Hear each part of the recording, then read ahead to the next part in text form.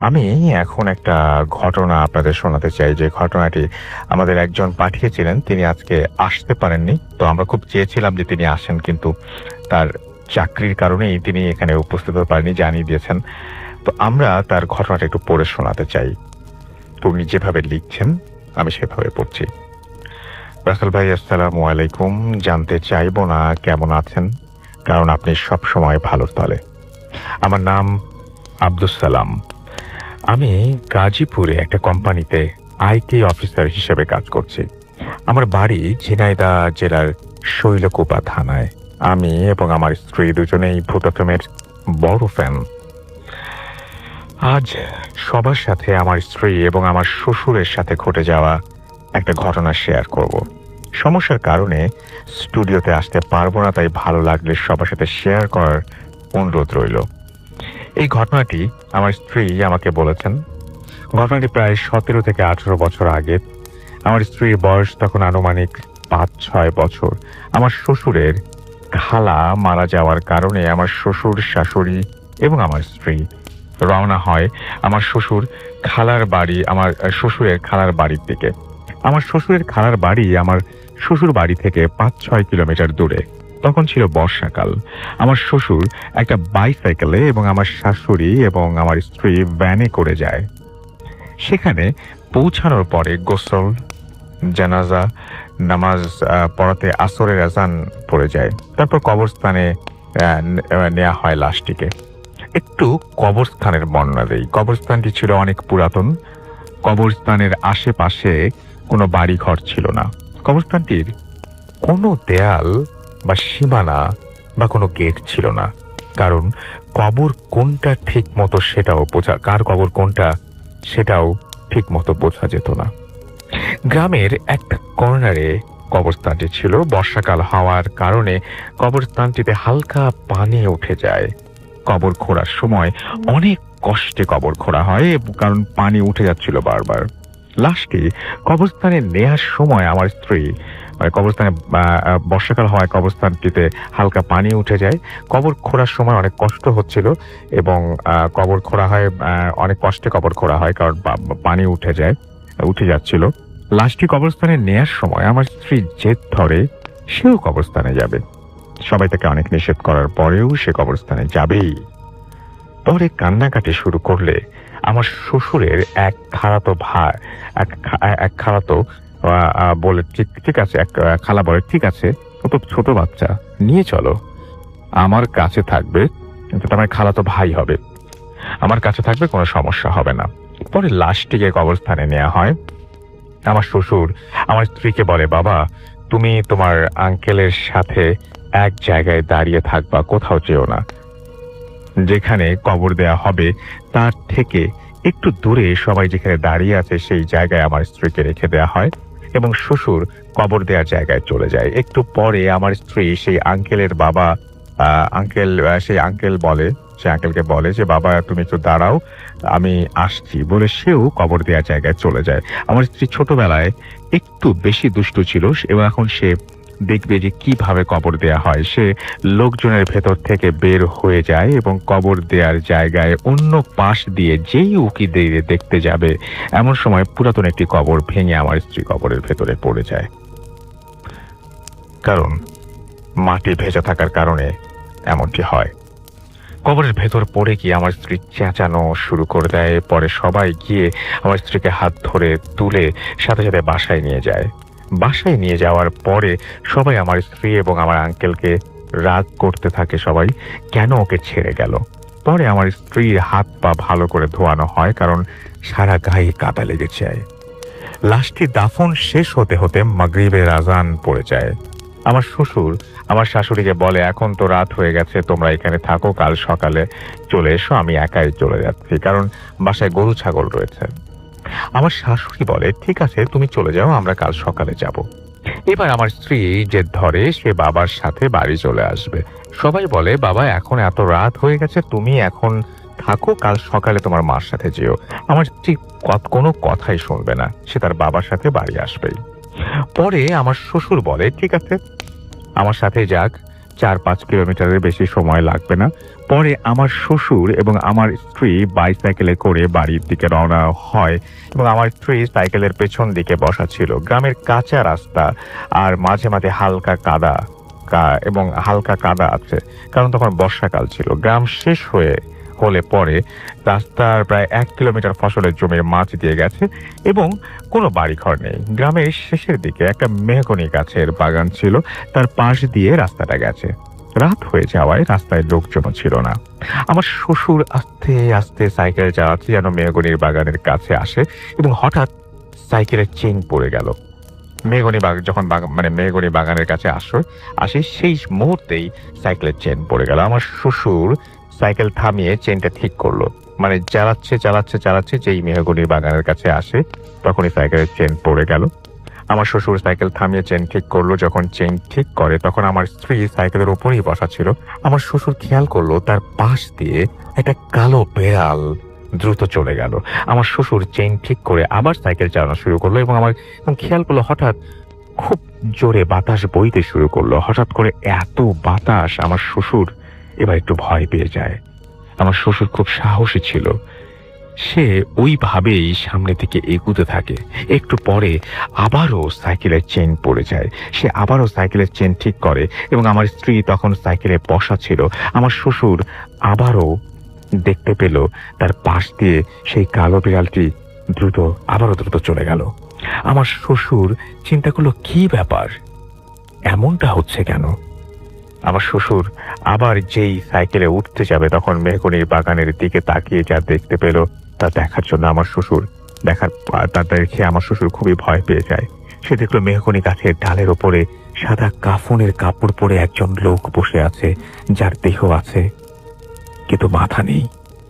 এটা দেখে আমার শ্বশুর খুব ভয় পেয়ে যায় এবং আমার স্ত্রীকে সাইকেলের পেছন দিক থেকে সামনে নিয়ে আসে এবং কোলের ভেতরে শক্ত করে ধরে সাইকেল না চালিয়ে ঠেলা শুরু করে যায়। কারণ তখন সে কি করবে ঠিক বুঝে উঠতে পারছিল না। সাইকেল ওভাবে ঠেলতে ঠেলতে মেহগনি বাগান ছেড়ে চলে আসে। কিছু দূর যাওয়ার পরে আমার শ্বশুর আমার স্ত্রীকে বলে, বাবা তুমি এখন চোখ বন্ধ করে থাকো, আমি না বলা পর্যন্ত চোখ খুলবা না। তো আমার স্ত্রী কথা মতো চোখ বন্ধ করে। আমার শ্বশুর দেখতে পায় যে রাস্তার মাঝখানে বিশাল আকৃতির একটা সাদা কাপড় পরানো লাশ পড়ে আছে। আমার শ্বশুর এটা দেখে সে আরো ঘাবড়ে যায়, ভাবতে থাকে এবার সে কি করবে। এবার শ্বশুর চিন্তা করলো, ভয় পেলে চলবে না, যেভাবেই হোক আমার মেয়েকে নিয়ে বাসায় যেতে হবে।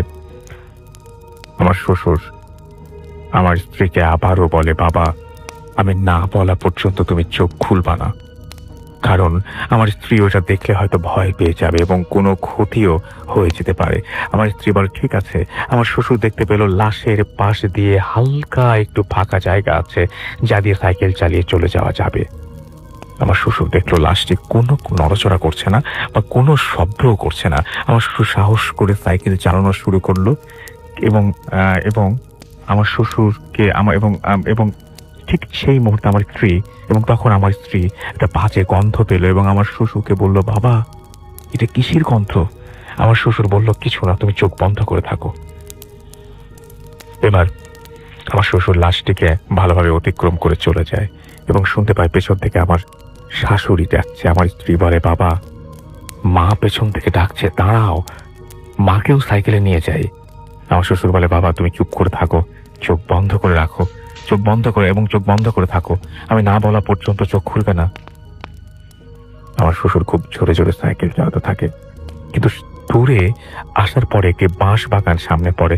নতুন করে বাগান বানানো হয়েছে, মাত্র 20-30টা বাঁশ সেই বাগানে আছে। আমার শ্বশুর একটু দূর থেকে দেখতে পায় বাগানের বাঁশগুলো রাস্তার উপরে ভেঙে পড়ছে, আবার রাস্তা থেকে উপরে উঠে যাচ্ছে। তারপর সে লক্ষ্য করলো সেই মাথা কাটা ব্যক্তি বাঁশ বাগানের মাঝখানে দাঁড়িয়ে আছে এবং তাকে হাত ইশারা করে ডাকছে। এবার আমার শ্বশুর খুবই ভয় পেয়ে যায় এবং সে কি করবে বুঝে উঠতে পারছিল না। বৃষ্টি হওয়ার কারণে রাস্তার দুই পাশে পানিতে ভরা, রাস্তা থেকে নেমে পাশ কাটিয়ে যাওয়ার উপায় নেই। আমার শ্বশুর আমার স্ত্রীকে বুকের ভেতরে করে আয়াতুল কুরসি পড়তে থাকলো। হঠাৎ সে পিছন থেকে সাইকেলের শব্দ শুনতে পেল এবং একটা লোক এসে বলছে, কি ব্যাপার, এত রাতে একটা ছোট মেয়েকে নিয়ে রাস্তার মাঝখানে দাঁড়িয়ে আছেন কেন? আমার শ্বশুর পেছনে ফিরে তাকিয়ে দেখে একটা লোক সাইকেলে করে আসছে। আমার শ্বশুর সেই লোকটিকে হাত পা জড়িয়ে ধরে বলে, ভাই, আমার মেয়েটিকে বাঁচান, আমার মেয়েটিকে বাড়ি পর্যন্ত আমার সাথে এগিয়ে দিয়ে আসেন। লোকটি বলে, কেন, কি হয়েছে? আমার শ্বশুর বলে, দেখেন, পেছনে বাঁশের বাগানের ভেতরে একটা লোক দাঁড়িয়ে আছে। লোকটি বলে, কই, কিছুই তো নেই, কিছুই তো নাই। আমার শ্বশুর পেছনে তাকিয়ে দেখে সত্যিই কেউ নেই এবং বাঁশগুলোও কোনো নড়াচড়া করছে না। আমার শ্বশুর বলে, আপনি আগে আমাকে বাড়ি পর্যন্ত এগিয়ে বাড়ি পর্যন্ত দিয়ে আসেন, পরে আপনাকে সবকিছু বলছি। অনেক বলার পরে সেই লোক আমার শ্বশুর এবং আমার স্ত্রীকে বাড়ি পর্যন্ত দিয়ে যায়। বাড়িতে আসতে আসতে রাত 1টা বেজে যায়। লোকটি সবকিছু শুনে বলে, ও সবকিছু না, আপনি লাশ দাফন করে আসলেন, তাই এমন হচ্ছে। আমি প্রতিদিন অনেক রাত করে ওই রাস্তা দিয়ে চলাফেরা করি, কই, আমার সাথে তো কোনোদিন এমন হয়নি। এই বলে লোকটি চলে যায়। আমার শ্বশুর এবং আমার স্ত্রী ঘুমোতে যাবে, এমন সময় আমার শ্বশুর খেয়াল করলো আমার স্ত্রীর শরীর থেকে লাশ পচা বাজে একটা দুর্গন্ধ আসছে। আমার শ্বশুর ভাবলো লাশের কাছে ছিল, সেই জন্য মনে হয় শরীর থেকে এমন গন্ধ আসছে। আমার শ্বশুর আমার স্ত্রীকে বলল, বাবা, তুমি তোমার জামা কাপড় চেঞ্জ করে ফেলো। আমার স্ত্রী যে জামা খুললো, আমার শ্বশুর খেয়াল করলো তার জামার পকেট থেকে এক টুকরো হাড় ফ্লোরে পড়লো। আমার শ্বশুর আমার স্ত্রীকে জিজ্ঞেস করলো, বাবা, তুমি এটা এটা কোথায় পেলে? তুমি এটা কোথায় পেলে? আমার স্ত্রী বলল, ওই কবরস্থানের গর্তে পড়ে গিয়েছিলাম, তখন আমার হাতের মধ্যে এই হাড়টি পড়েছিল, আমি ওটা পকেটে নিয়ে এসেছি খেলা করার জন্য। আমার শ্বশুর আমার স্ত্রীকে অনেক বকাঝকা করে এবং হাড়টি তার কাছ থেকে কেড়ে নেয়। কেড়ে নেওয়ার সময় আমার স্ত্রী ওটা দিতে অস্বীকার করে। তারপরে আমার শ্বশুর জোর করে হাড়টি কেড়ে নেয় এবং পাশের বাড়ির এক হুজুরের কাছে নিয়ে যায়। হুজুর সবকিছু শুনে বলে, ওই হাড়টি কোনো লাশের হাতে আঙুলের একটি টুকরো। এই হাড়টি নিয়ে আসার জন্য রাস্তায় তাদের সাথে ওই ঘটনাগুলো ঘটে। হুজুর আরো বলে, যখন সাইকেলের চেন তুলছিল তখন যদি আপনি আপনার মেয়ে সাইকেলে বসা না থাকতো তাহলে তার ক্ষতি হতো এবং তার চোখ যদি বন্ধ না করা থাকতো তাহলে তার মাথা কাটা ব্যক্তি দেখে সে ভয় পেত এবং তার ক্ষতি হতো। হুজুর আমার স্ত্রীকে পানি পড়া দেয় এবং হাতটি নিজের কাছে রেখে দেয়। হুজুর আরো বলেন, আমার স্ত্রীকে যেন তার খালার বাড়ি আর বেশি না নেওয়া হয় এবং গেলেও যেন রাত্রে কোথাও বের না হয়। তার পরের দিন রাত্রে আমার শ্বশুর স্বপ্নে দেখেন সেই মাথা কাটা ব্যক্তিটি আমার শ্বশুরের কবরের পাশের কবরের ওপরে দাঁড়িয়ে আছে এবং যেই কবরের ভেতরে আমার স্ত্রী পড়ে গিয়েছিল। এরপরে কোনো অসুবিধা হয়নি। রাসেল ভাই, এটাই ছিল আমার ঘটনা। আমার স্ত্রীর কাছে আরো ভালো ভালো কিছু ঘটনা আছে, সেগুলো আপনাদের সাথে পরে শেয়ার করবো। এটা লিখেছেন আব্দুস সালাম এবং তিনি এই ঘটনাটি পাঠিয়েছেন গাজীপুর থেকে। আইটি অফিসার হিসেবে কাজ করছেন একটা কোম্পানিতে। Thank you very much for the beautiful story, and আশা করছি যে আপনি বাকি স্টোরিগুলো যত তাড়াতাড়ি সম্ভব আমাদেরকে পাঠিয়ে দেবেন।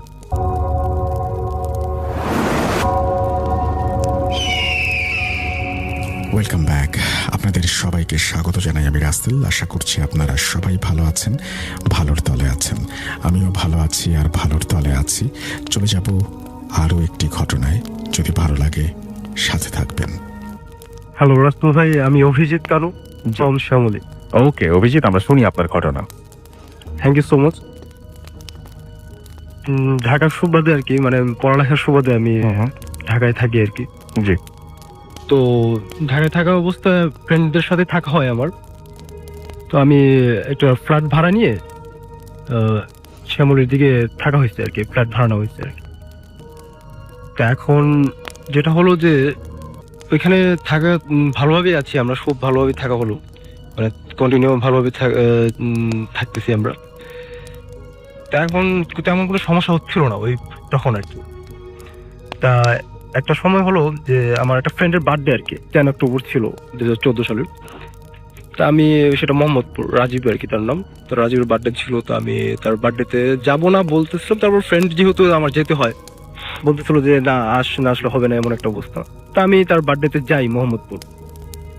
তা মোহাম্মদপুর যাওয়ার পরে আমি তার বার্থডেটা সেলিব্রেট করা হয়। তো অ্যাকচুয়ালি আস্তে আস্তে বিষয়টা এমন হলো যে দেরি হয়ে গেল আর কি। আচ্ছা।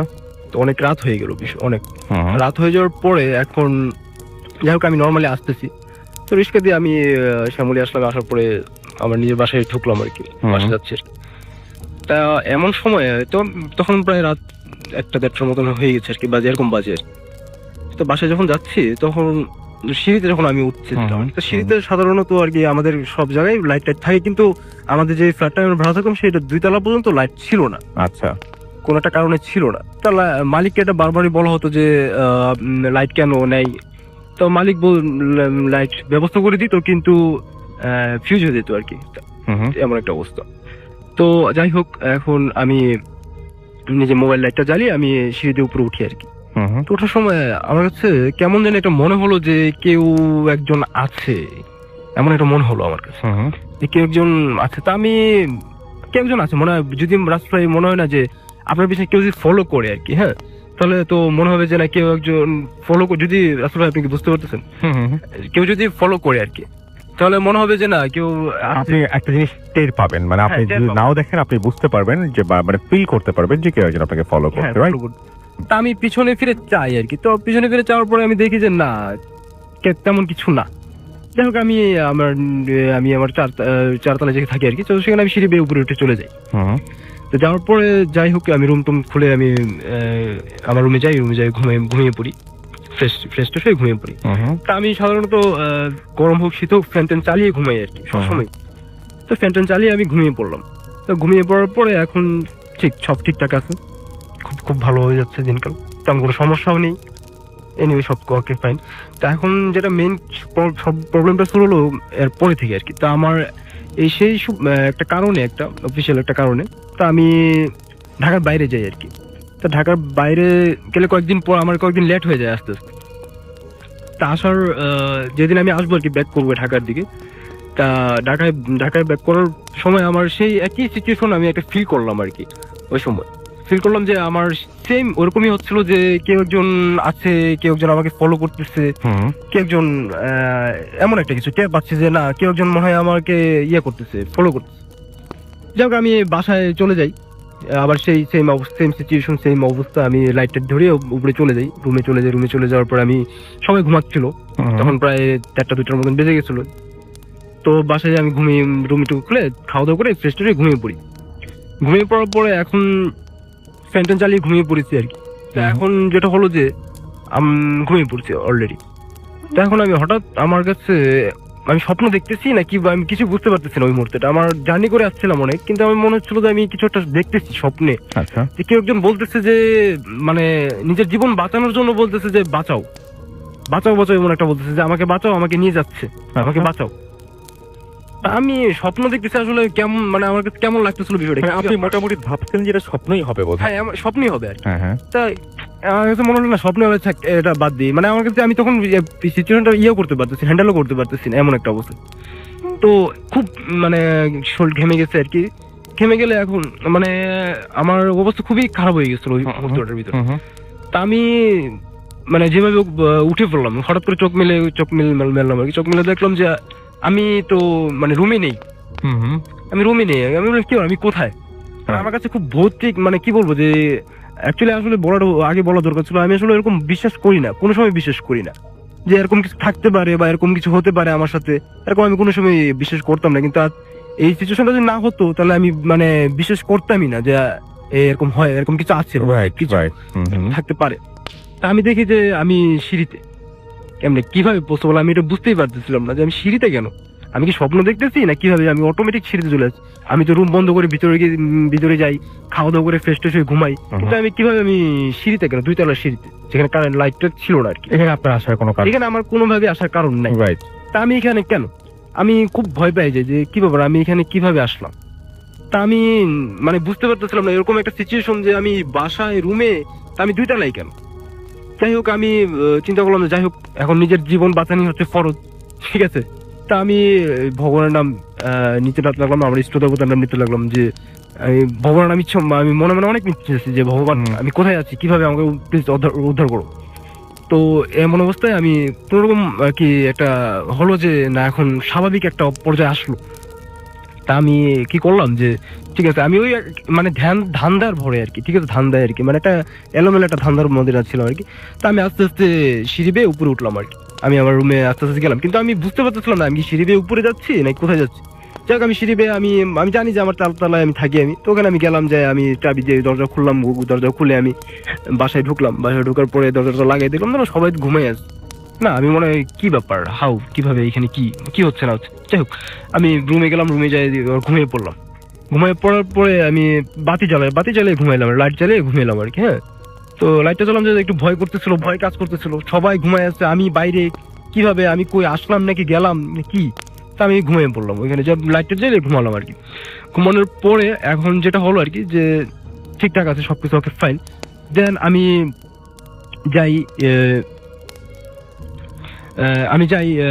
আমি পরের দিন সকালে আর কি, সকালে হলো যে আমার একটা ফ্রেন্ড ছিল আর কি, জুবাইর আর কি, তাকে আমি বললাম বিষয়টা, যে আসলে এরকম আমার একটা সিচুয়েশন হলো। তো কি বলে জুবাইর বললো যে না এরকম তো কি বলিস তুই, এটা তো হতে পারে না। তা আমি আমার আর কয়েকজন ফ্রেন্ড ছিল, তাদেরকে চঞ্চল ভাই ছিল, তাকে বললাম, সজীব ভাই ছিল, ওর বিষয়টা আমি শেয়ার করলাম, যে সজীব ভাই এরকম এরকম বিষয়, তা কি করা যায়। তো সজীব ভাইয়ের একটা মানে সজীব ভাই এবং চঞ্চল ভাইয়ের পরিচিত একজন হুজুর ছিল আর কি। তো হুজুরের কাছে বললো যে ঠিক আছে, তোমার যেহেতু এরকম ফিল হয়েছে তোমার কাছে, তাহলে তুমি একটা কাজ করো, তুমি আমাদের চীনা পরিচিত যে হুজুর আছে তার কাছে যাও, যে আর কি বিষয়টা বলো, দেখো কি হয়, তিনি কি সলিউশনটা দেন আর কি। তা আমি তার কাছে যাই, হুজুরের কাছে নিয়ে যাওয়ার পরে তিনি আমাকে বললেন, যে এইভাবে বললেন যে আসলে তোমার সাথে যেটা হয়েছে, তুমি যেদিন রাত্রে আর কি ব্যাক করছিলে মোহাম্মদপুর থেকে, তখন আর কি তোমার সাথে একটা খারাপ কিছু তোমার সাথে আসছিল আর কি, খারাপ একটা কিছু, একটা বাতাসের মতো খারাপ একটা কিছু আসছে তোমার কাছে, যেটা তোমাকে আর কি মানে পজেস করতে যাচ্ছে আর কি, মানে তোমার দিকে নিয়ে যেতে যাচ্ছে আর কি, এমন একটা কিছু কোথাও নিয়ে যেতে চাচ্ছে হ্যাঁ আমাকে কোথাও নিয়ে যেতে যাচ্ছে। তা আমি বললাম যে আচ্ছা আচ্ছা, এরকম যদি হয় তাহলে এখান থেকে কিভাবে বাঁচা যায়, মানে এটা কি আমাকে ক্ষতি করতে হবে। হ্যাঁ বললো, হ্যাঁ তুমি যদি রাতে বেটের হও তাহলে তোমার ক্ষতি হতে পারে, কারণ তোমাকে যেহেতু সে তার একটা তোমার উপর একটা ইয়ে হয়েছে আর কি, প্রভাব দিয়েছে। ঠিক আছে, এখন কি অবস্থা তাহলে আপনার? এখন হচ্ছে যে তিনি আমাকে একটা তাবিজ দিল আর কি, তিনি তাবিজ দিয়ে বললো যে তুমি এই তাবিজটা তোমার বাম হাতে রাখো, বাঁধো আর কি, তো আই হোপ তুমি ভালো থাকবে। আপনার কি মনে হয় যে আপনার উপর কেউ ব্ল্যাক ম্যাজিক করেছে বা এরকম কোনো কিছু? আমার হতে পারে, আমার মনে হয় হতে পারে, কিন্তু আমি শিওর না, হতেও পারে। এবং আপনি যে ঘুমিয়েছিলেন, ঘুমের মধ্যে সবকিছু দেখতেন এবং ঘুম থেকে চোখ খুলে তারপর আপনি দেখলেন যে আপনি সিঁড়ির উপরে দাঁড়িয়ে, মানে সিঁড়ির উপরে মানে ইয়ে আছে আর কি, বসে আছে। খুবই অদ্ভুত ব্যাপার। থ্যাংক ইউ ভেরি মাচ আপনার ঘটনার জন্য, আপনাকে অনেক ধন্যবাদ। অ্যান্ড আই হোপ যে আপনারা শুনলেন, যারা তাদেরও অনেক কিছু বলার থাকবে সেটা অবশ্যই আপনারা বলবেন। আমি তো জাস্ট শুনি, কিন্তু কোনো মতামত দিতে পারি না। থ্যাংক ইউ, এবং যদি সময় থাকে তাহলে আপনার কাছে আবারও ফিরে আসবো। আলিফ, কার ঘটনা আপনি শোনাবেন? আপনার সঙ্গে আরো একজন আসার কথা ছিল, উনি আজকে আসেননি। আমি বলছিলাম যে আজকে আমাদের গেস্ট মাত্র 2 জন, বাকিরা আসতে পারেনি। আচ্ছা, আপনার নামটা, মানে ওনার নামটা তো আমরা বলতে পারবো না, বাট কি হয়েছিল একটু বলবেন আমাকে? আসসালামু আলাইকুম লিসেনার্স। রাসেল ভাই, আমি আসলে কিভাবে আসলে শেয়ার করব জিনিসটা, এটা আমি যখন আপুকে পাই আর কি আমার চেম্বারে, তো আপু হঠাৎ করে রিনাউন মানুষ, আমি যতদূর জানি। রিনার তাকে অনেকেই চেনে আর কি। রাসেল ভাই আসলে মানুষটা কেউ না, আমি আপনাকে একদম পরিষ্কার হয়ে বলে দিচ্ছি। তাহলে যেহেতু আমি ওনার সম্বন্ধে কিছু বলতে পারছি না, তাহলে মানুষটা রাসেল ভাই কেউ না। সেটাই হ্যাঁ। তো আসলে আপু আসার কথা ছিল আজকে আমার সাথে, আমি তাকে 1 মাস আগেই জানিয়েছিলাম, কিন্তু আপুর রিসেন্ট কিছু ইনসিডেন্টের কারণে উনি আজকে আসতে পারেন নাই। রাইট।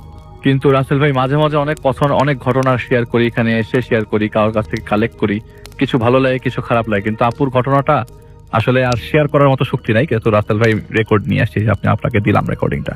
আচ্ছা, কেন উনি আসতে পারলেন না? বা রাসেল ভাই সেই জন্য উনি একটা মেসেজ পাঠিয়েছে, আমি একটু পড়ি রাসেল ভাইয়ের মেসেজটা। এখানে লেখা আছে, আসসালামু আলাইকুম আলিফ ভাই আর রাসেল ভাই, আমার স্টোরিটা শেয়ার করার আগে বা পরে কাইন্ডলি এই টেক্সটটা লিসেনারদের একটু শেয়ার করবেন। ভাই, I am extremely sorry for not being able to attend the studio tonight. Thank you for sharing one of my many stories. এটা রাসেল ভাই তার স্টোরির কিছু একটা অংশ, কোন একটা স্টোরি আর কি। যা কারণে এসএমএসটা লিখছি যে যখন থেকে ভূত এফএম শুনছি, I am feeling one of many around my room. আর আলিফ ভাইয়া, I am hearing my name being called. কেউ একজন, উনি অনেককেই ফিল করেন তার ঘরের মধ্যে, এবং কেউ একজন রাইট নাও তো না, কেউ একজন নাম ধরে রাসেল ভাই এখন ডাকছে।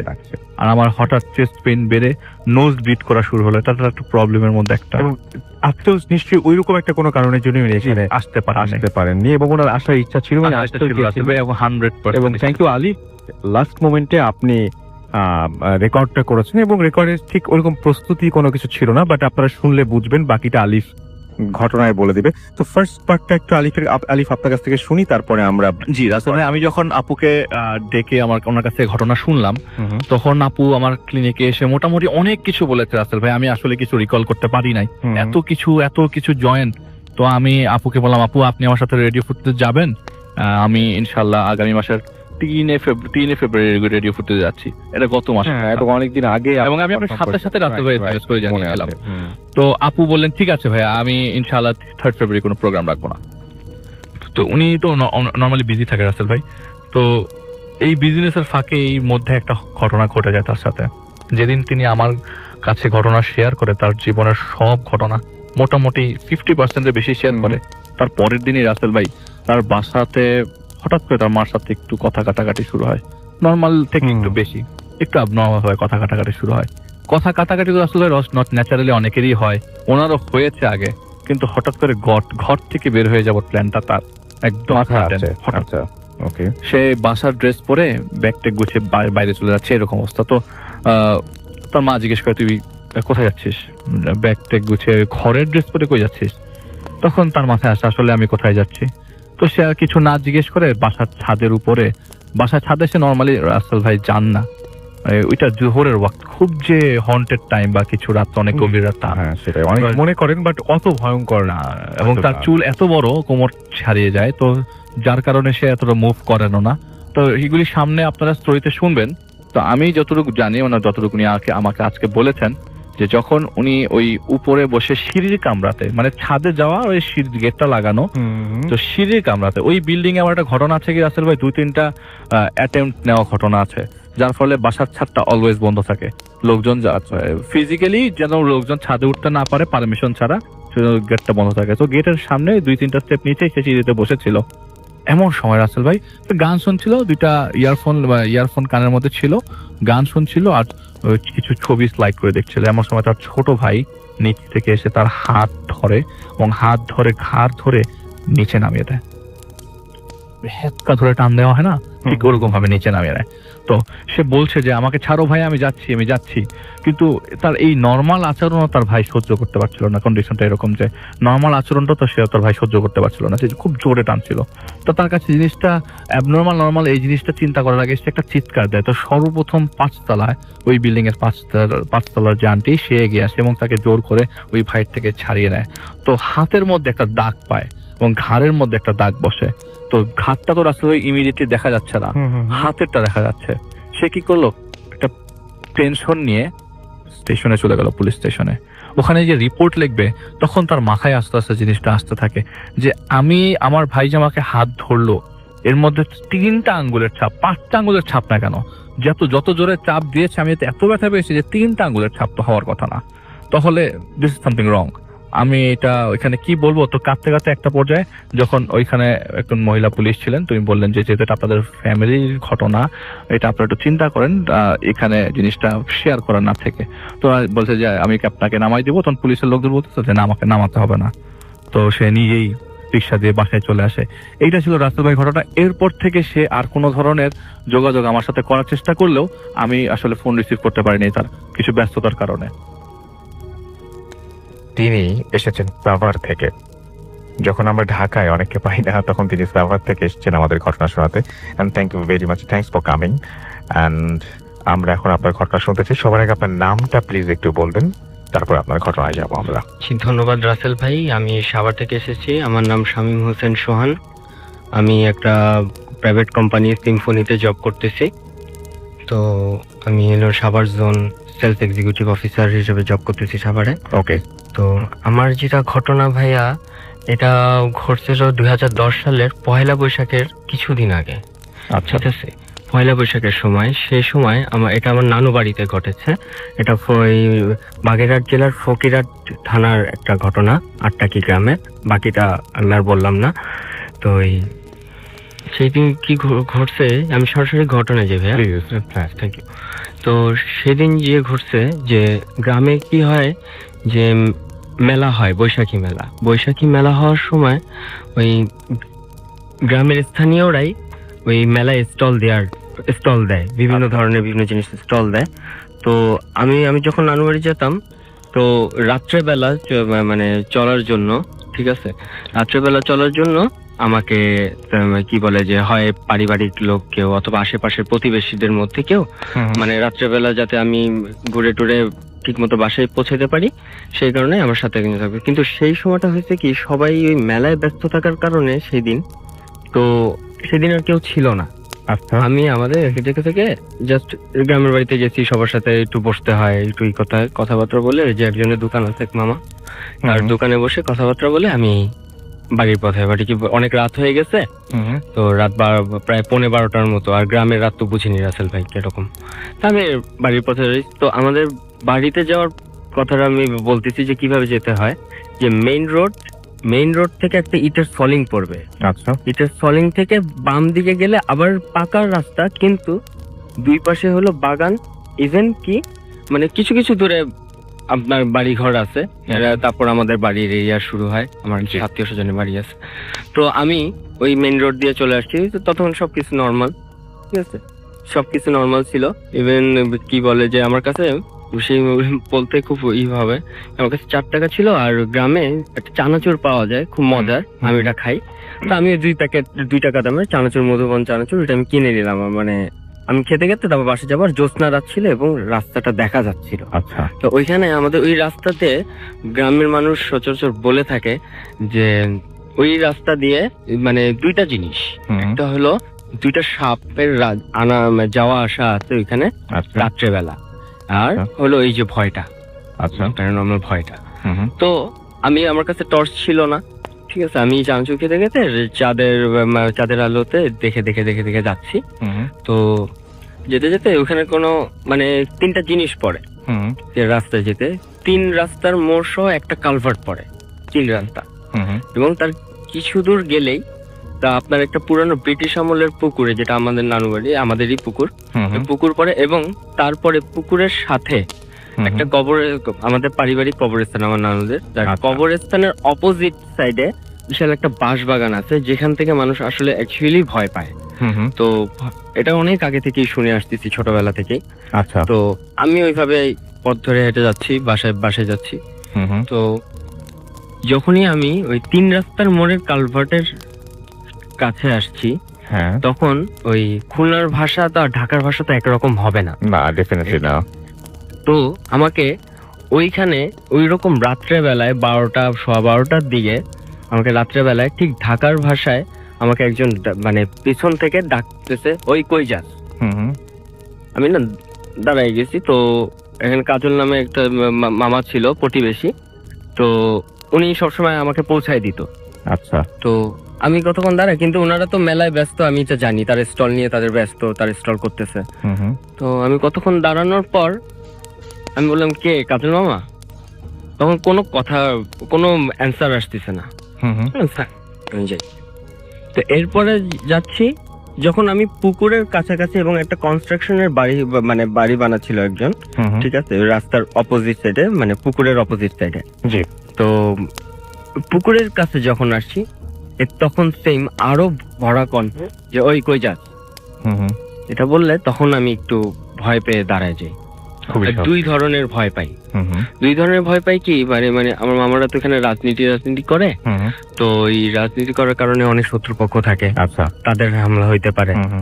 গ্রামে তো জানেনি, আপনার মাথার মধ্যে তখন এই সমস্ত জিনিসগুলা ঘটতেছে। আরেকটা জিনিস ঘটতেছে, ওই যে ভয়টা, মানে ভয়, মানে 2টা মিলায়, মানে বলবো না কম বেশি, মানে 2টাই আমার কাছে মানে লাগতেছে। তো আমি বেশ অনেকক্ষণ দাঁড়ায় থাকলাম, প্রায় 3-3.5 মিনিট।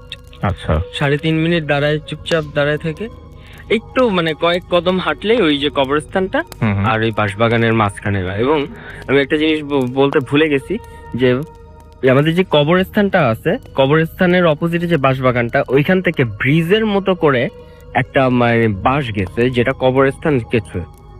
তো আমি যখন কয়েক কদম পার হয়ে যখন আমি আসছি, মানে কবরস্থান মাঝখানে রাস্তা, আমি উপরে বাসটা, আর ওই পাশে হলো বাঁশবাগানটা।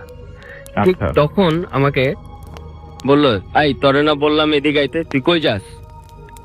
এইভাবে বললে তখন এই কথাটা কিভাবে আসছে, না পিছন থেকে, না পাশ থেকে, না সামনে থেকে, না ডান সাইড থেকে, মানে চারিদিক থেকে আসলো কথাটা, আওয়াজটা চারিদিক থেকে আসলো। আর কেন যেন আমার মানে চোখটা মানে উপরে চলে গেল। ঠিক তখনই আমি দেখি কি যে ওই বাঁশের নিচে আমি দাঁড়ানো, প্রায় 12-13 ফিট উপরে বাঁশের নিচে দাঁড়ানো, আর ওই যে হাত এবং পা, এই হাঁটু আর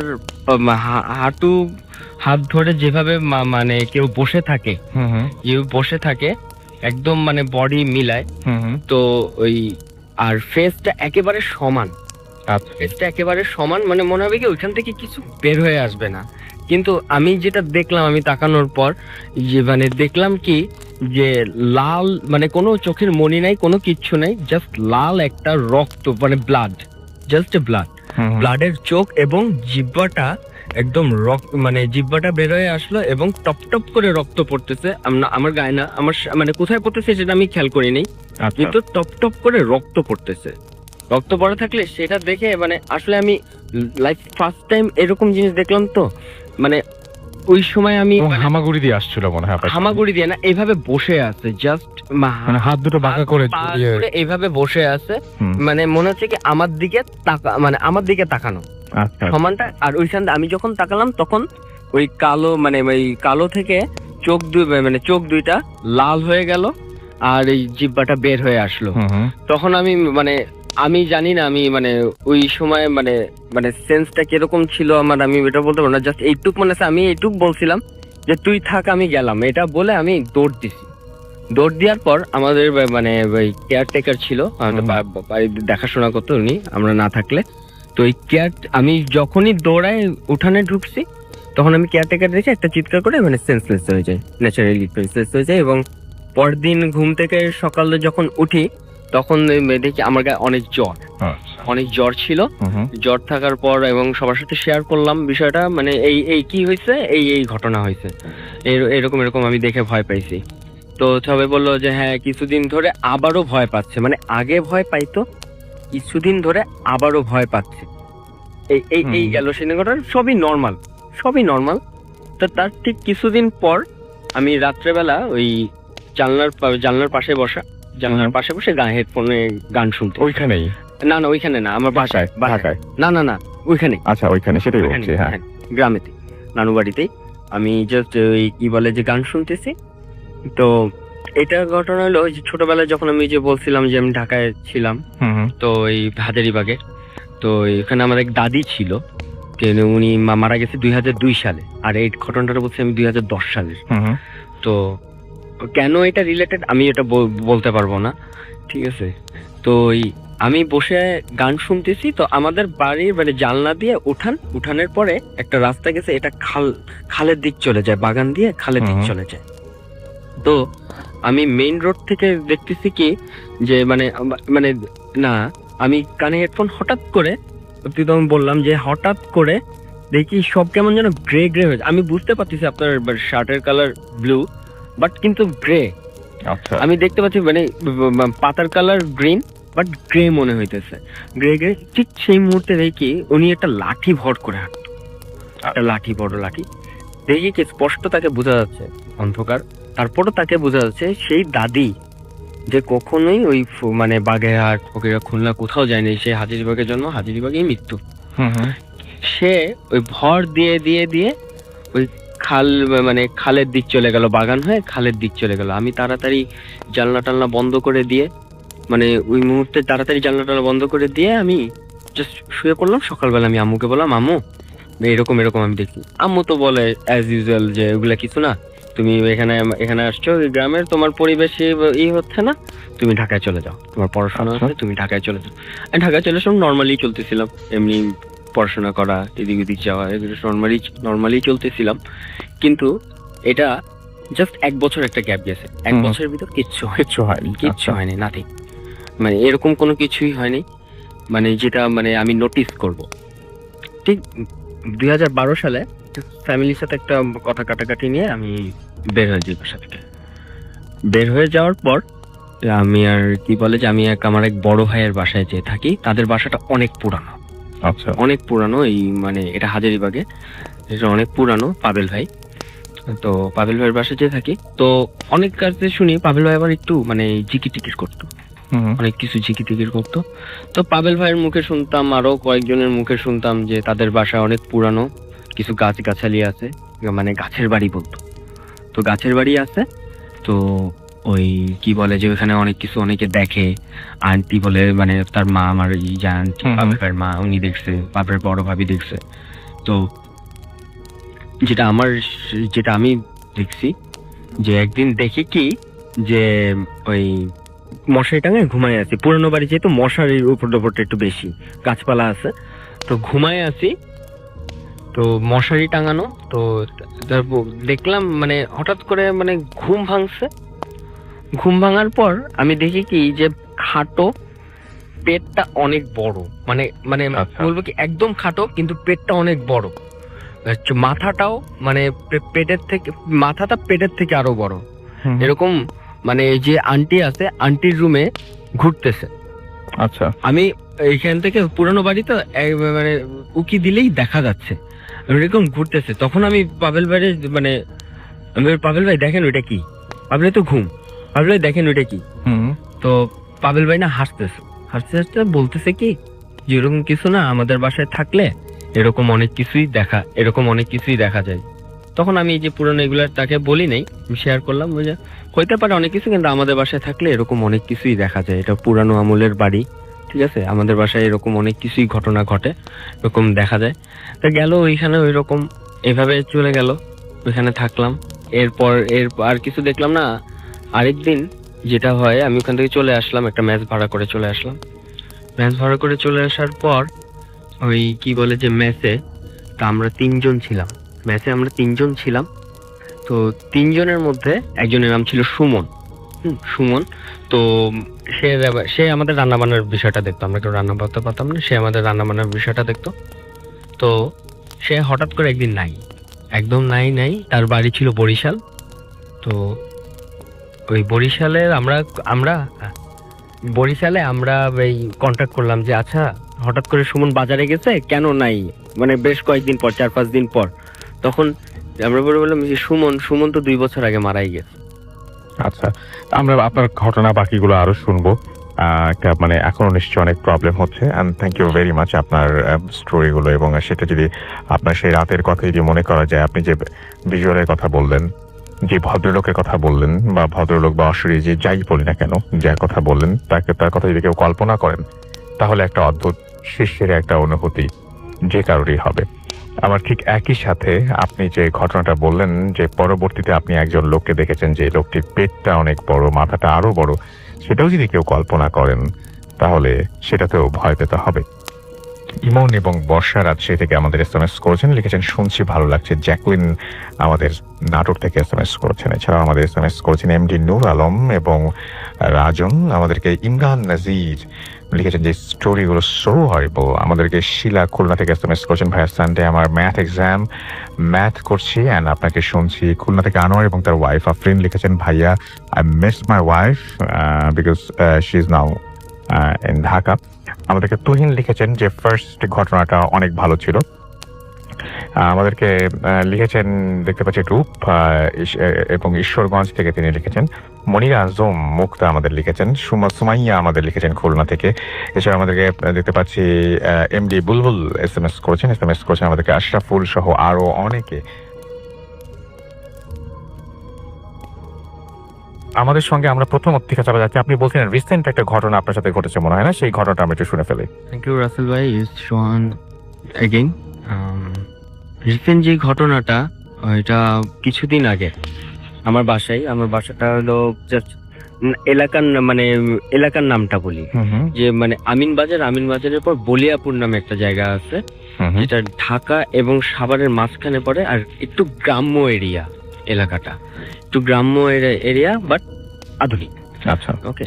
তো এখান থেকে মানে আশেপাশে গ্রাম্য পরিবেশ যেহেতু, তো রাত্রেবেলা সরাসরি ঘটনায় আসি। তো রাত্রেবেলা ঘুমাই তো পড়ছি, অনেক কিছুর অফিসের টেনশন আছে, অনেক কিছু স্ট্রেস আছে, তো এগুলো নিয়ে টেনশন নিয়ে ঘুমায় পড়ছি। তো আমার মানে ওয়াইফও ঘুম, আমিও ঘুম, কিন্তু হঠাৎ করে আমার ঘুমটা না ভেঙে গেল, কিন্তু চোখ খুলেনি। ঘুমটা মানে মনে হচ্ছে কি আমার ঘুমটা ভেঙে গেছে, আমি ঘুমের মধ্যে মনে করছি ঘুমটা ভেঙে গেছে, আচ্ছা কিন্তু মানে চোখ খুলে নাই, কিন্তু মনে হচ্ছে কি মানে কেউ যেন আমাকে দেখতেছে, আচ্ছা আমাকে দেখতেছে, কেউ যেন আমাকে দেখতেছে। আমার মনে হচ্ছে এরকম হইতে পারে যে আমার ওয়াইফ উঠে আমি দেখতেছি, অথবা জ্বর আসছে কিনা, যদি Right. সে উঠি ওটা ওইরকম হইল। জাস্ট আমি চোখটা খুললাম, খালি দেখলাম যে হোয়াইট দেখে, ব্ল্যাক দেখে, এরকম সেই বডি দেখে, শেপ দেখে। তা আমি দেখলাম একদম টোটালি পার্পল কালারের আলখাল্লা পড়া, ঠিক আছে, একটা শেপ। জাস্ট আমি চোখটা খুললাম এবং 2-3 সেকেন্ডের মধ্যে শেপটা চলে গেল।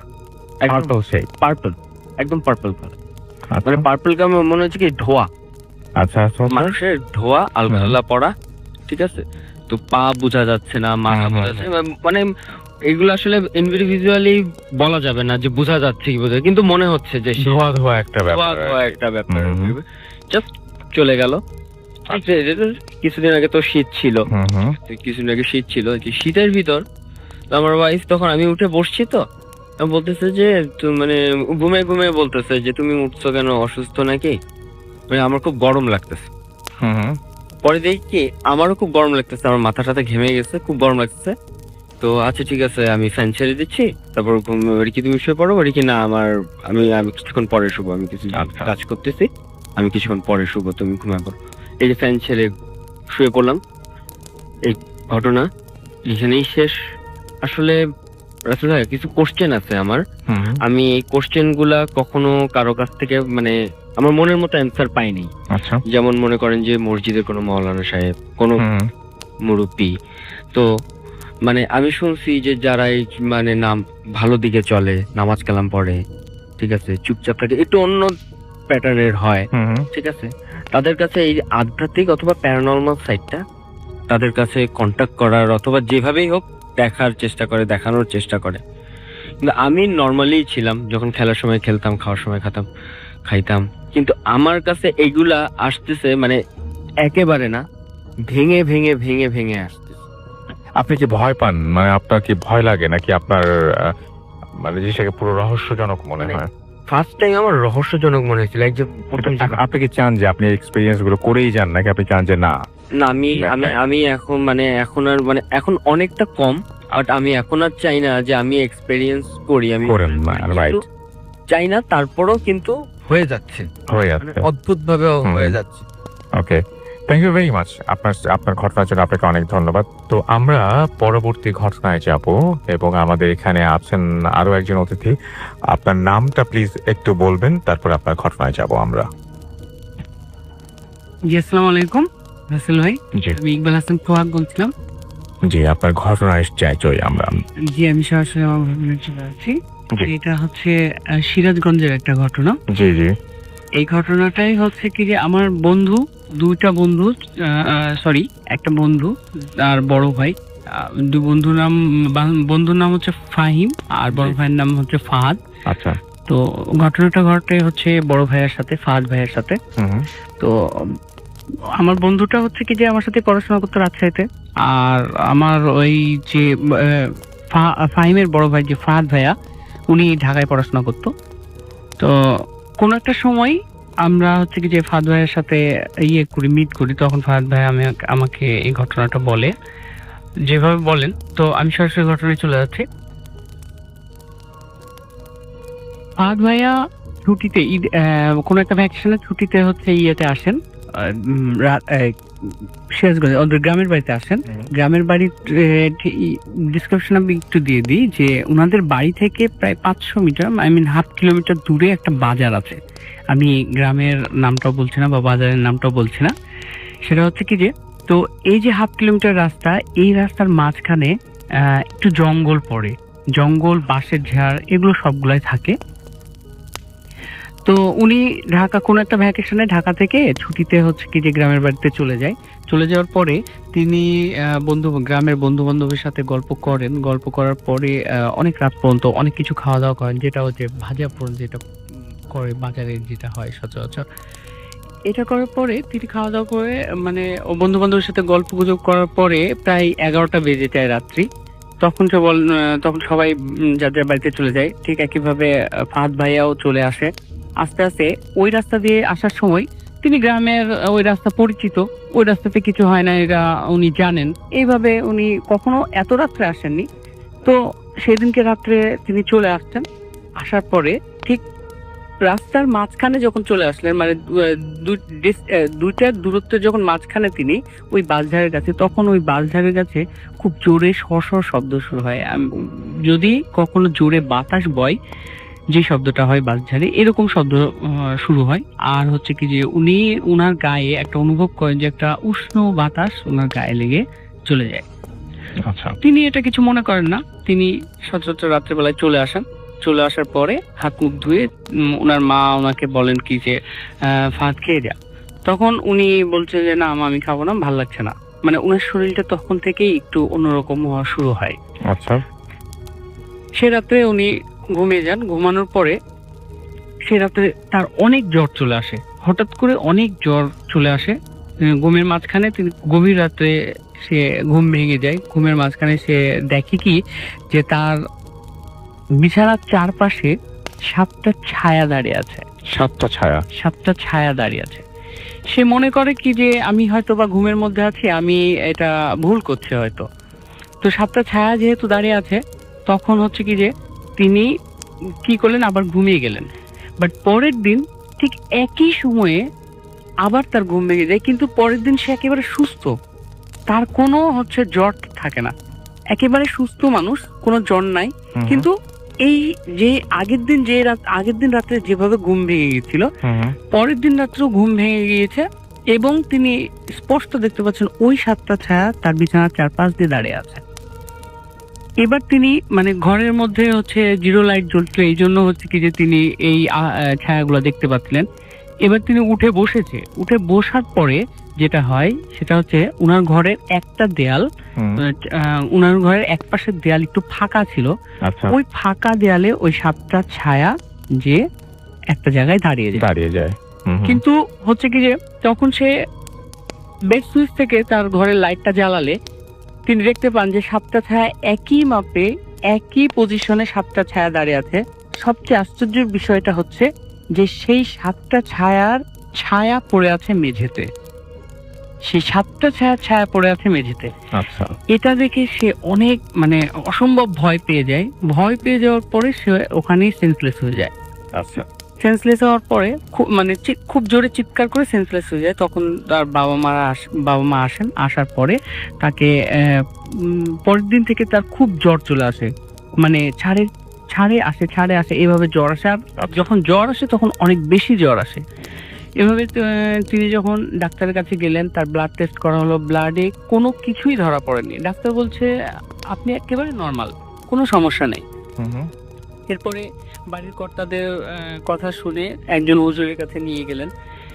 হুজুরের কাছে নিয়ে যে জিনিসটা হলো সেটা হচ্ছে কি যে ফাহাদ ভাইয়া ওনার বাবা মাকে নিয়ে হুজুরের কাছে গেলেন। হুজুর যে ঘরে থাকতেন, এই ঘরে ঢোকার সময় হুজুর দরজা খোলার সাথে সাথে হুজুর বলছেন যে ওই 7 জনকে বাইরে রেখে আসো। আচ্ছা, মানে সবচেয়ে আশ্চর্যের বিষয়, এখানে হুজুরকে কেউ কিন্তু কিছুই বলেনি, বাট হুজুর বলছে যে ওই 7 জনকে বাইরে রেখে আসো। তখন হচ্ছে ফাহাদ ভাইয়া মানে একটু আশ্চর্য হয়ে যায় যে আমার সাথে তো কেউ নেই। তখন বলছে আচ্ছা ঠিক আছে, তোমার সাথে কেউ নেই, কিন্তু আমি দোয়া পড়ছি, তারপর তুমি ঘরের মধ্যে ঢুকো। তারপরে উনি ঝাড়ফুঁক কিছু দিলেন। তারপরে ফাহাদ ভাইয়া ভিতরে ঢুকলেন। ভিতরে ঢুকার পরে ফাহাদ ভাইয়াকে একটা তাবিজ দিলেন, বললেন যে তুমি এটা তোমার ডান হাতে বেঁধে রাখবা। আর উনি বললেন যে কোনো একটা সময় যে তোমাদের বাড়িটা ওই যে বলে যে যে ব্যাপারটা, বাড়িটা বেঁধে দিবে। তো এভাবে আজও ফাহাদ ভাইয়ার হাতে আমি ওই তাবিজটা দেখেছি, আর হচ্ছে যে ওনাদের বাড়িটা বাঁধা আছে। এরপর থেকে ফাহাদ ভাইয়ের সাথে আর কিছু হয়নি। Thank you very much. তো আমরা পরবর্তী ঘটনায় যাব, এবং আমাদের এখানে আছেন আরো একজন অতিথি। আপনার নামটা প্লিজ একটু বলবেন, তারপর আপনার ঘটনায় যাব আমরা।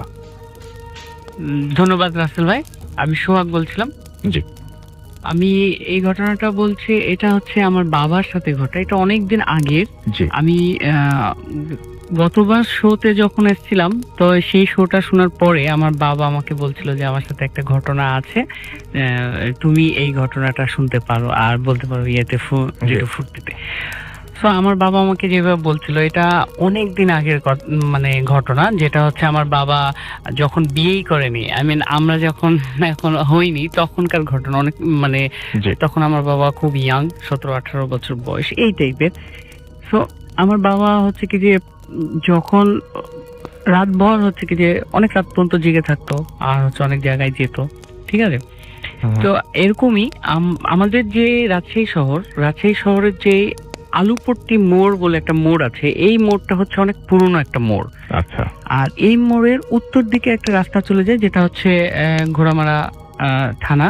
তো এই দিকে আমি একটু বলে রাখি যে রাজশাহীটা হচ্ছে হিন্দুদের একটা ছিল, অধ্যুষিত একটা এলাকা ছিল। একটা সময় এখানে অনেক হিন্দু ছিল, এখন বর্তমানে এটা কমে গেছে। কিন্তু হিন্দুদের যেই বাড়ির যেই কালচারগুলো ছিল, এই কালচারের বাড়ি এখনো রাজশাহীতে আছে। আপনি যদি রাজশাহীর আনাচে কানাচে ঘুরেন এরকম দেখতে পাবেন যে অনেক আগের মতো বাড়ি, আগের ডিজাইনের বাড়ি। জি। তো এইরকমই ওই জায়গায় আলুপট্টি থেকে উত্তর দিকে ওই জায়গায় একটা হচ্ছে বাড়ি ছিল। ওখানে হচ্ছে আমার আব্বার হচ্ছে কি যে চাচি, তার মানে আমাদের দাদি হচ্ছেন। তো ওই চাচিদের বাসায় কোনো একটা ভ্যাকেশনে সবাই এক জায়গায় বেড়াতে যায়। তো ওই চাচিদের বাসায় হচ্ছে কি যে আব্বা, ওই চাচি, চাচা আর হচ্ছে আব্বার একজন ফ্রেন্ড থাকেন রাত্রে। তো ওই বাসায় যখন থাকা শুরু করছেন তখন হচ্ছে আমার বাবা একদিনকে রাত্রে শুনছেন কি যে ওই বাড়িতে ছাদে কোনো একটা সমস্যা আছে। আমি বাড়িটার একটু ডিসক্রিপশনটা দিয়ে যে বাড়িটা একটা লম্বা বাড়ি ছিল, 2 তলা বাড়ি। আর বাড়ির সামনে হচ্ছে একটা করিডোর ছিল, লম্বা একটা করিডোর ছিল। আর 2 তলা বাড়ি, ছাদ সিস্টেম। তো ছাদের উপরে ছিল হচ্ছে রান্নাঘর। তো একদিনকে রাত্রে আমার বাবা ঘুমিয়ে আছে, মাঝরাত্রের দিকে হচ্ছে যে আমার বাবার হঠাৎ করে ঘুমটা ভেঙে যায়।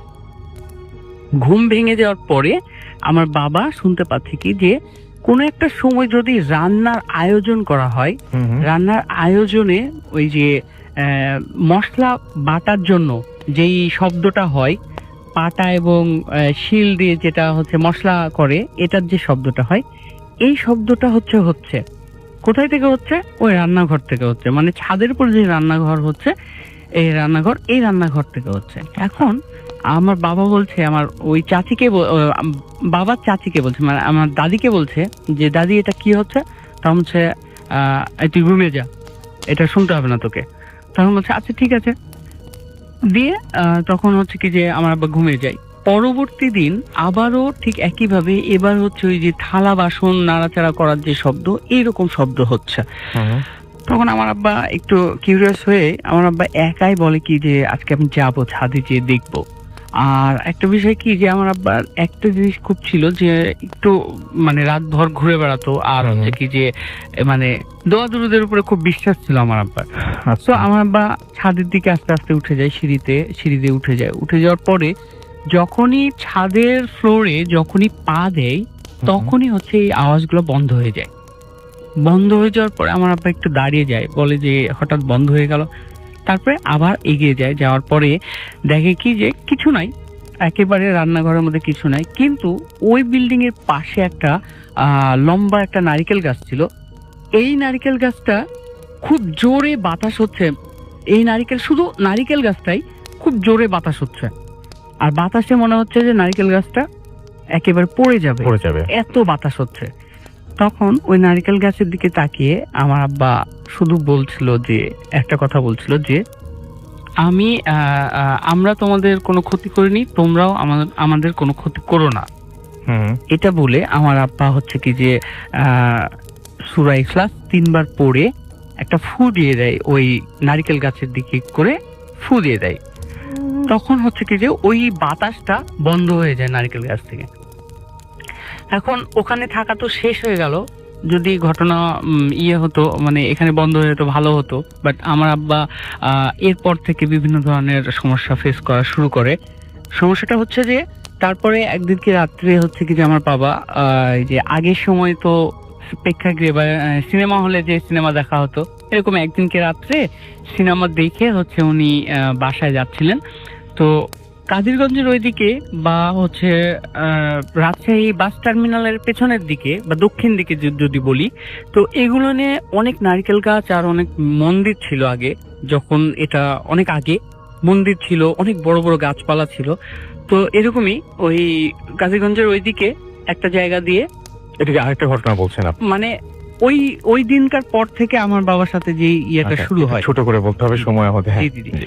তো হচ্ছে কি যে আমার বাবা হচ্ছে কি যে রাত্রে চলে আসছে।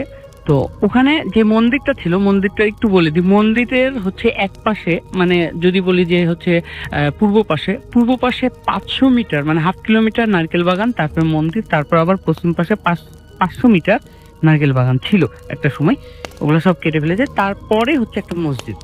তো আমার বাবা রাত্রেবেলা ওই রাস্তা দিয়ে চলে আসছে, আসার সময় দেখছি কি প্রথম অংশে যে নারকেল বাগান, এখানে ঢোকার সময় দেখছি কি যে একটা এই হিন্দু ধর্মাবলম্বীর যেটা হচ্ছে কালী দেবীর যে একটা অবয়ব, কালো একটা অবয়ব ওই নারকেল বাগানের মধ্যে দাঁড়ায় আছে একটা নির্দিষ্ট ডিস্টেন্স আমার বাবার কাছ থেকে। আচ্ছা, আমার বাবা এই জিনিসটা দেখার পরে তাড়াতাড়ি হচ্ছে কি যে সে করে কি যে মাটি থেকে এক মোট ধুলা তুলে নেয়, ধুলা তুলে নিয়ে ওটাতে 3বার সূরা ইখলাস পড়ে নেয়। পড়ার পরে তিনি আস্তে আস্তে চলে যান। চলে যাওয়ার পরে যখন মন্দিরের সামনে আসেন তখন দেখেন কি যে ওটা নাই। আবার মন্দির পার হয়ে যখন যান তখন দেখেন কি আবার ওই জিনিসটা আছে। তারপরে উনি ওই সূরা ইখলাস পরে ওই মাটিটুকু ওইদিকে ছুঁড়ে মারেন। ছুঁড়ে মেরে যখনই ছুঁড়ে মারেন তখনই ওটা ভ্যানিশ হয়ে যায় ওখান থেকে। তারপরে হচ্ছে তিনি মসজিদের কাছে যেয়ে ওই বারান্দায় গিয়ে বসে পড়েন। তখন ইমাম সাহেব বের হয়ে আসে, বলে কি যে কি ব্যাপার, এত রাত্রে তুমি মসজিদের বারান্দায় কি করছো? তখন আমার বাবা বলে যে হুজুর এই ঘটনা, যে আমার সাথে এরকম চাই। তখন বলছে কি যে ঠিক আছে তুমি চলে যাও, আর কিছু হবে না। এরপরে আরেকদিন আমার বাবা হচ্ছে কি যে আমাদের হুজুর বলছে যে বলেন বলেন, হ্যাঁ বলেন। আমাদের হুজুর ওই হুজুর বলছে কি যে তোমরা কোরআন পড়তে আসো, এই জায়গায় কুলখানি হবে, কোরআন পড়তে আসো। তো কোরআন পড়তে এসে তখন হচ্ছে কি যে অনেক রাত্রি হয়ে যায়। আমার বাবা বলছে কি যে ঠিক আছে হুজুর আমরা চলে যাচ্ছি। তো চলে যাওয়ার সময় আমাদের কাদিরগঞ্জে একটা সময় অনেক বড় বড় পাইকরের গাছ ছিল। তো 4জন বন্ধু ছিল, 3জন বন্ধু এক রাস্তা দিয়ে চলে যায়, আমার বাবা আর এক রাস্তা দিয়ে চলে আসে। দেন তখন হচ্ছে কি যে আমার বাবাকে বলছে কি যে ওই পাইকর গাছ থেকে অনেক বড় বড় ঢিল পড়া শুরু হয়। তখন আমার বাবা বলে কি যে আবার সেই কথা, কোরআন শরীফ যেহেতু সাথে আছে, তখন 4টা ঢিল কুড়ে নিয়ে ওই গাছটাকে বন্ধ করে দেয়। তখন আমার বাবা যখন বাসায় যায় তখন আমার বড় মা বলে যে তুমি কি করে এসছো? তখন বলে যে না কিছু না। তো তখন বলে যে ঠিক আছে যাও ঘুমিয়ে যাও। পরবর্তী দিন যখন ফজরের নামাজ পড়তে যান, মৌলানা সাহেব তখন ফজরের নামাজ পড়ে তখন বলে কি যে শের মোহাম্মদ তুমি এখানে আসো। যখন যায় তখন একটা জোরে থাপ্পড় দেয়। থাপ্পড় দেওয়ার পরে বলে যে তুমি কালকে রাত্রে কি করেছো? তখন হচ্ছে কিছু করিনি। তো তখন হচ্ছে তুমি কালকে রাত্রে একটা গাছ বন্ধ করে দিয়ে আসছো। আশ্চর্যের বিষয় যে এখানে দুইজনকেই, আমাদের বড় মা এবং মৌলানা সাহেব দুইজনকেই হচ্ছে কি যে স্বপ্নের মাধ্যমে দেখানো হয় যে আমাদেরকে আটকে দিয়েছে, আমাদেরকে ছাড়িয়ে দিতে বলেন। তো তখন মৌলানা সাহেব বলেন যে ঠিক আছে ছাড়িয়ে দেন, তাহলে হচ্ছে ছাড়িয়ে দাও, তাহলে আর কোনো সমস্যা হবে না। এরপর থেকে আমার বাবার আর কোনো সমস্যা থ্যাংক ইউ ভেরি মাচ। আমরা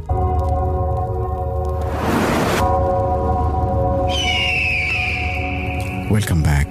আপনাদের সবাইকে স্বাগত জানাই আমি রাসেল। আশা করছি আপনারা সবাই ভালো আছেন, ভালোর তলে আছেন। আমিও ভালো আছি আর ভালোর তলে আছি। চলে যাব আরও একটি ঘটনায়। যদি ভালো লাগে সাথে থাকবেন। রাহাত রাজশাহী থেকে লিখছেন, অনেক হরিবল লেগেছে তার কাছে স্টোরিটা। ময়মনসিং থেকে রনি লিখেছেন ভয় লাগছে। মুন্না এবং ফাহিম রাজশাহী থেকে লিখছেন nice story, thank you, thanks to everyone. আমি জানাতে চাই আপনাদেরকে অনেক অনেক ধন্যবাদ আমাদেরকে শোনার জন্য।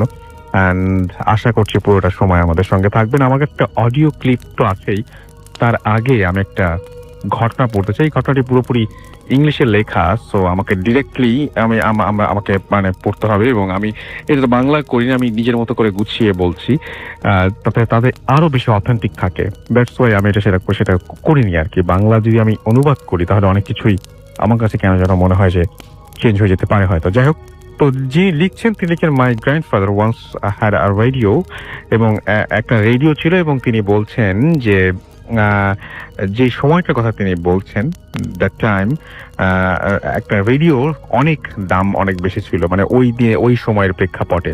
এবং তিনি তার রেডিও অনেক বেশি ভালোবাসতেন, এবং এত বেশি ভালোবাসতেন যে অন্য কোনো কিছু বোধহয় তিনি এতটা পছন্দ করতেন না। অ্যান্ড তিনি এই রেডিওটা যেটা তার কাছে ছিল সেটা তিনি কাউকে টাচ করতে পর্যন্ত দিতেন না। এবং একটা ফিনান্সিয়াল প্রবলেম হয় কোনো একটা কারণে, এবং যেটা হয় পছন্দ জিনিসগুলোর মধ্যে সমাপ্তি এভাবেই ঘটে, এবং somehow he had to sell the radio. এবং তিনি যদিও সেটা কোনোভাবেই মেনে নিতে পারছিলেন না, অ্যান্ড তিনি খুব ডিপ্রেসড ছিলেন, এবং তিনি 1 সপ্তাহের জন্য খাওয়া দাওয়া বন্ধ করে দিয়েছিলেন এই রেডিওটা বিক্রি করার পরে।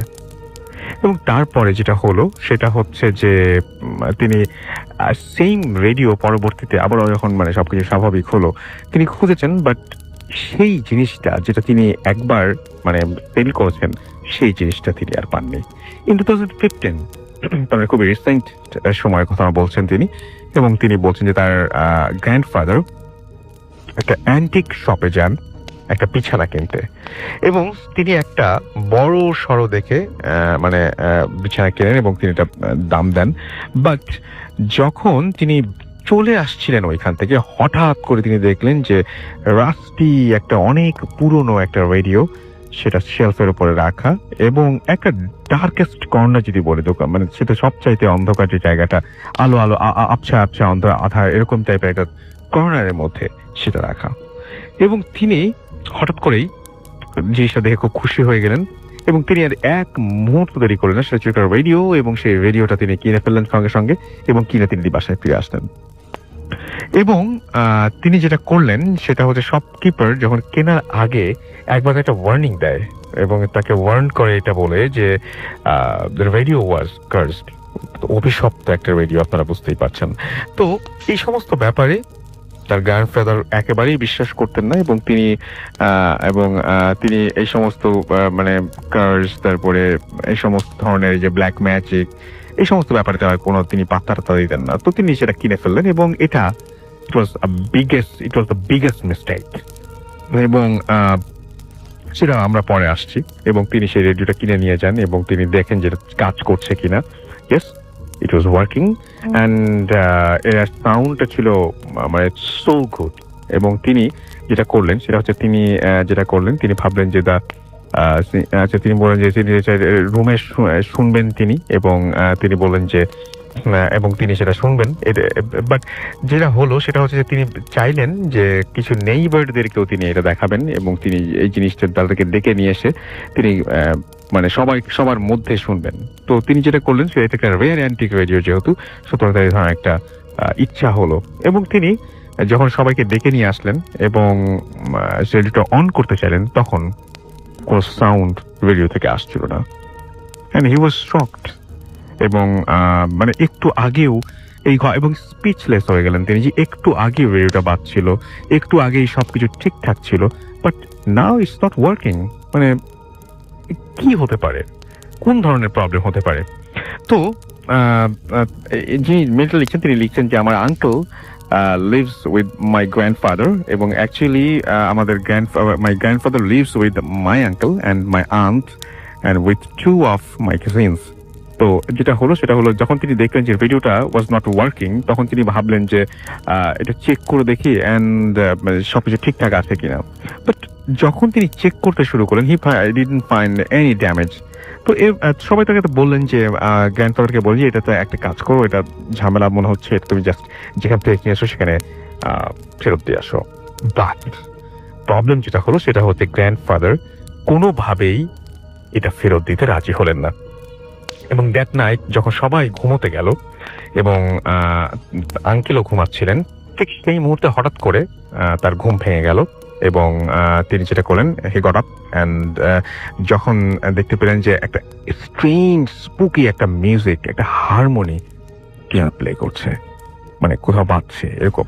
তো প্রথমে আঙ্কেল যেটা ভাবলেন যে এটা হয়তো আশেপাশে কেউ কোনো জায়গা থেকে আসছে, এবং কোনো নেইবার হয়তো এটা বাজাচ্ছে, এরকম কোনো কিছু ভাবে। এবং নেক্সট ডে যখন তিনি সবাইকে জিজ্ঞেস করলেন অ্যাবাউট দ্য মিউজিক, সবাই বলেন যে নো, কেউ সেটা এরকম ধরনের হারমোনিকেও প্লে করেনি, এবং last and only my son plays it, but he was staying with his aunt last night.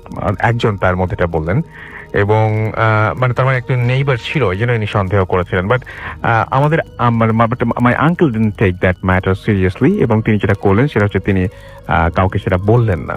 But main truth যেটা, সেটা হচ্ছে each and every one in the family সেই জিনিসটা আলাদাভাবে সেই সাউন্ডটা শুনলো। ওই যে একটা হারমোনি, ওই যে একটা সুর, ওই জিনিসটা সবাই ফ্যামিলির প্রত্যেকে আলাদাভাবে শুনলো। একদিন রাতে এই সাউন্ডটা খুবই লাউড হয়ে আসলো এবং সবাই যেটা করলো রুম থেকে বেরিয়ে আসলো। এবং আই ওয়াজ অলসো দেয়ার, যিনি ঘটনা লিখছেন তিনি বলছেন তিনিও ওখানে ছিলেন। অ্যান্ড সবাই যখন বেরিয়ে আসলো লিভিং রুমে এবং সবাই দেখলো যে সামথিং যেটা কেউ বিশ্বাস করতে পারলো না, উইথ দেয়ার ওন আইস, যেটা দেখলেন যে রেডিওটা প্লে করছে এবং একা একা প্লে হচ্ছে, এবং এইটার কোনো তার বা এটা কেউ অন করেনি, এটা অন করা ছাড়াই রেডিওটা একা একা বাজছে। সবার গুজবাম্প হতে শুরু করলো, হাত পা সব শিরশির করতে শুরু করলো এবং সবাই ভীষণ ভয় পেল। এবং রেডিওটা একটা পার্টিকুলার মেলোডি, একটা হারমোনি সেটা করছিল, প্লে করছিল, এবং একটু পরেই সেই মেলোডিটা চেঞ্জ হয়ে হঠাৎ করে নুপুরের মতন একটা সাউন্ড, ওই ধরনের সাউন্ডে পরিণত হলো। মনে হলো যে কেউ মনে হয় সামওয়ান ওয়াজ ড্যান্সিং, এরকম টাইপের একটা জিনিস হলো। এবং সবচেয়ে হরেবল যে ব্যাপারটা ঘটলো সেটা হচ্ছে যে একটু পরে হালকা একটা হাসি, একটা মেয়ের কণ্ঠে একটা হাসি শোনা গেল এবং সবাই মিলে খুবই ভয় পেল।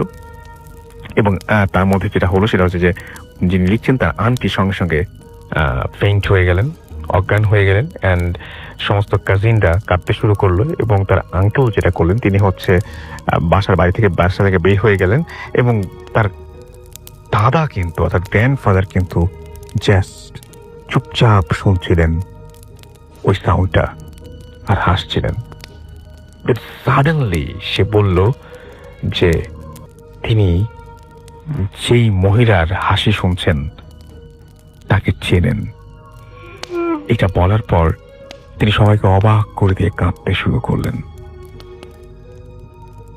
খুব তখন একটা ঘটনা, যেটা হচ্ছে যে আঙ্কেল সেই মুহূর্তে চলে আসলেন, তার চাচা ওই মুহূর্তে বাসায় ঢুকলেন এবং তিনি একটা রড নিয়ে আসলেন, চিকন রড বাইরে থেকে নিয়ে আসছিলেন। তিনি ওটা আনতে গিয়েছিলেন এবং সেটা নিয়ে সরাসরি তিনি রেডিওটার উপরে আঘাত করলেন এবং রেডিওতে এবং একটা সাউন্ড তখন আসলো, মনে হয় একটা ডাইং সাউন্ড তখন এসে আসলো। এবং গ্র্যান্ডফাদার যেটা করলেন সেটা হচ্ছে তিনি সঙ্গে সঙ্গে লাফ দিয়ে রেডিওর উপরে গিয়ে পড়লেন এবং তিনি লাফ দিয়ে বললেন যে নো নো নো নো, এটা করো না। এবং তিনি সবাইকে থামতে বললেন, and everyone pushed my uncle away from the radio, and then যেটা করলেন সেটা হচ্ছে যে ওনার দাদা সঙ্গে সঙ্গে তার আঙ্কেলকে একটা থাপ্পড় দিলেন, যেটা তিনি কখনো করেন না। তিনি তো কোনো বাচ্চাকে কোনোদিন কোনো সময় মারধর করেন না। অ্যান্ড সবাই খুব শকড এবং টেরিফাইড। বাট এটা যেটা হলো সেটা হলো যে দেখতে আস্তে আস্তে তার গ্র্যান্ডফাদার কাঁপতে শুরু করলেন এবং আস্তে আস্তে তিনি হচ্ছে রেডিওর উপরে হাত বুলাতে লাগলেন এবং তিনি বলেন যে সবকিছু ঠিক হয়ে যাবে। রেডিওর উপরে হাত বুলাচ্ছেন যেন ওটা একটা ক্যারেক্টার, একটা মানুষ, এরকম ভাবে। And from that day, রেডিওটা তার আঙ্কেলের অ্যাটিক রুমে, যে সেই রুমের মধ্যে থাকছিল, এবং 13 জানুয়ারি তিনি সেই রেডিওটা আবার দেখেছিলেন। যদিও সেদিন কোনো কিছু ঘটেনি, মানে সেদিন থেকে রেডিওটা ওই সেই ওপরে। এবং এই ছিল মোটামুটি ঘটনা। তো আমার কাছে অ্যান্টিক শপ থেকে কিনে নিয়ে আসা হয়েছিল যে রেডিওটা অনেক অদ্ভুত টাইপের আচরণ করলো, একা বেজে ওঠে রাতের বেলায়, অদ্ভুত টাইপের একটা মেলোডিয়াস একটা সাউন্ড সেই রেডিও থেকে আসে। সেই সাউন্ড চেঞ্জ হয়ে নূপুরের শব্দে পরিণত হয়, তারপর সেই সাউন্ড আবার কান্নার শব্দে পরিণত হয়, তারপর সেই সাউন্ড হাসির শব্দে পরিণত হয়। আপনারা তো এখন রেডিও শুনছেন, রাইট? আপনার রেডিওটা যদি মোবাইলের ভেতরে থাকুক আর যাই থাকুক না কেন, যদি এইরকম অদ্ভুত আচরণ শুরু করে আজকে রাতে হঠাৎ করেই এই ভূত এফএম শুনতে শুনতেই হঠাৎ করে দেখেন যে সুইচ অফ করছেন, বাট রেডিওটা চলছেই, একা ইচ্ছে মতো সাউন্ড প্লে করছে, হয়তো ভূত এফএম না, অন্য কোনো কিছু শুনছে আপনি সেখান থেকে। এবং রেডিও অফ অবস্থায় কোনো স্টেশন হয়তো আপনি বাজাচ্ছেন না, আপনি হয়তো কোনো গান প্লে করছেন না আপনার আপনার মিউজিক লাইব্রেরি থেকে, বাট এটা হচ্ছে মানে এটা একা একাই মানে রেডিও ইটসেলফ, রেডিও হচ্ছে গানটা প্লে করছে বা রেডিও সেই সুরটা প্লে করছে, কেমন লাগবে আপনার? Just think about it. আমার মনে হয় যে মানে এটা এটা খুবই খুবই খুবই অন্য ধরনের একটা ঘটনা যদি আপনি ইম্যাজিন করতে পারেন। And thank you very much. এতক্ষণ পর্যন্ত আনাস আহমেদ নাম লিখেছেন, আমি নামটা বলিনি। থ্যাংক ইউ ভেরি মাচ, এরকম চমৎকার একটা স্টোরি আমাদের